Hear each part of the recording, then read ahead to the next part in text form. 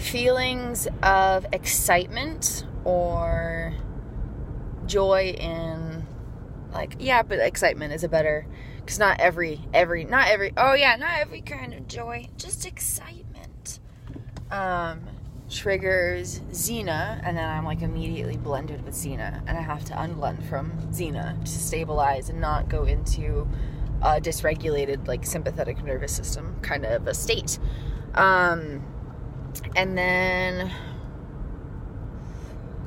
what else? I had a bunch to say. We keep switching.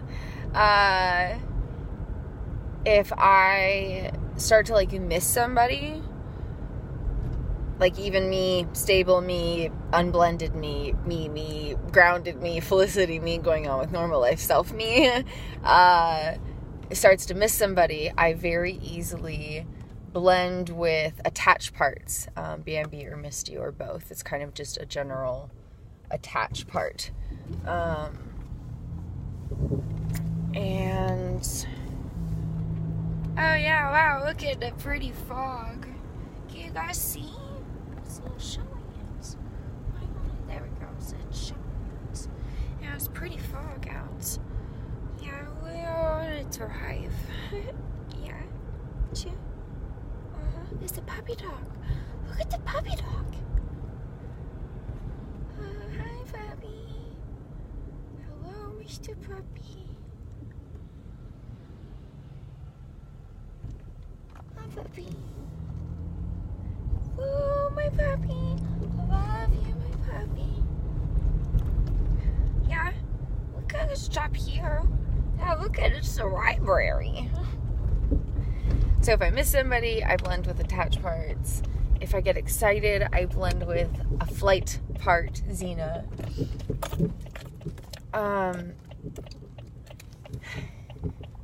And yeah, we're just gonna park right here. Look at us go.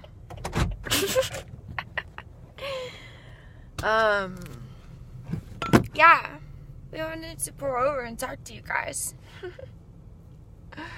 I have a really sharp headache right here right now. It's interesting how those come with parts.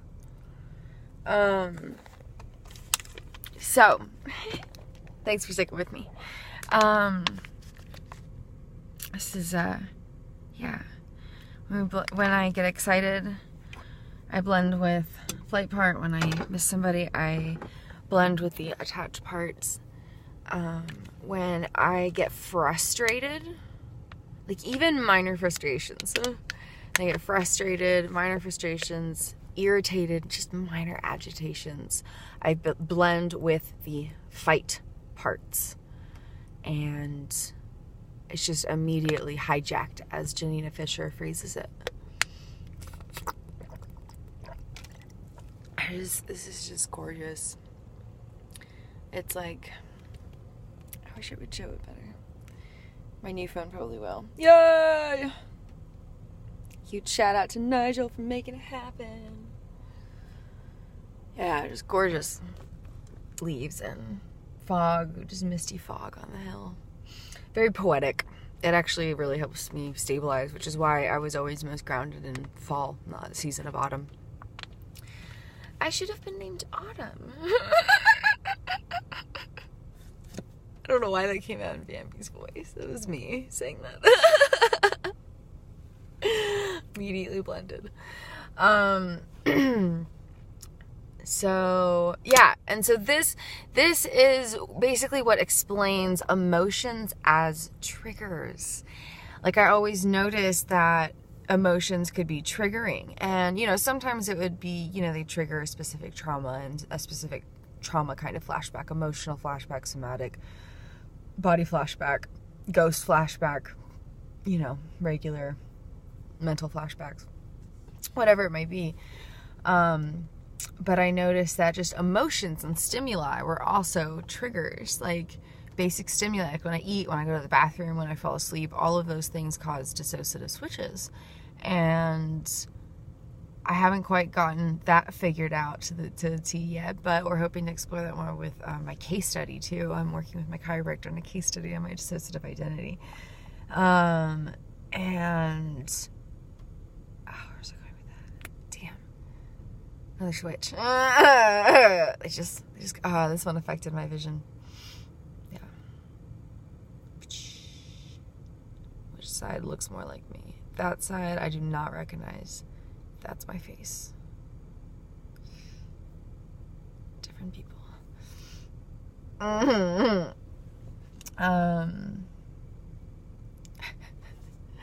How obvious is it? Some days it's really obvious. Some days, like, half my face, it, like, even just like the way my eye is and stuff, like, it looks like a different person. It's really trippy. One of my goals is to go back through my all of my photos from the past 10 years, because I have a lot, and find all the pictures where I look like different people when I cover parts of my face. See, now I recognize myself in both eyes, I think. Oh no, it's still a little switchy.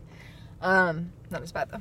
Anyway, emotions as trigger. So this explains that. And so as soon as I experience a certain emotion, there's a certain part of consciousness that has been owning that, responding to that, in charge of that, however you want to, phrase it.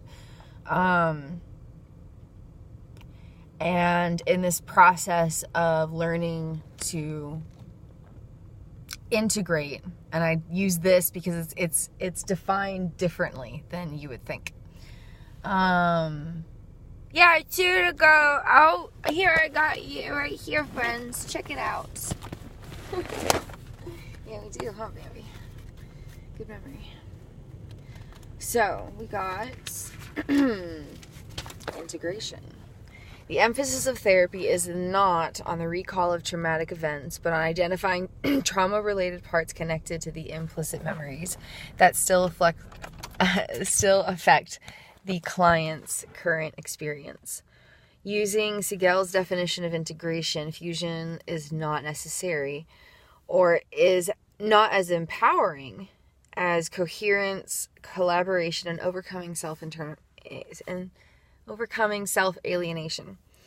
To feel safe, a felt connection must be made between the child I was then and the adult I became today. And so it's this very specific process of separating the parts in order to bring them back together, but not in the way that most therapists and most people talk about it. This is all new. This was all just published a year ago, by trauma specialists. So, emotions as triggers. And so these parts have been in charge of these kind of emotions, and I've been blended with them for decades. So it's going to be, a long process. And so knowing what emotions can trigger what parts, and knowing why I experience the things I experience and everything, and like learning the tools to combat those specific, pinpointed, details, it's been amazing. And it's a long process for it to like become instinctive and not this very like tedious conscious process, but it is possible. I'm definitely able to do it a lot quicker and more effectively than I could a few months ago, and definitely than a year ago. So lots of hope. Emotions as triggers, separating them out, knowing what to look out for: irritation, frustration, impatience, trigger fight parts,